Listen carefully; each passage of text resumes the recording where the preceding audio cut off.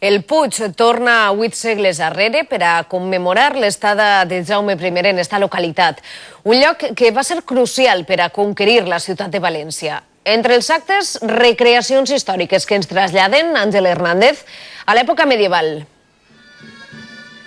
Diu la història que quan Jaume I va planificar la conquesta de València va triar el Puig com a punt neuràlgic per a fer aquest treball. I diu la tradició que la troballa d'un retaule així de la Mare de Déu va donar força al seu exèrcit. I enguany es commemora el 775 aniversari d'aquella troballa. Per això, esta població tan propera a València torna 8 segles arrere, a l'època medieval, i en els seus carrers ens trobem, per exemple, esta forja on es manipulava el ferro i es donava forma, per exemple, a les espases que després utilitzarien els cavallers en el seu combat cos a cos.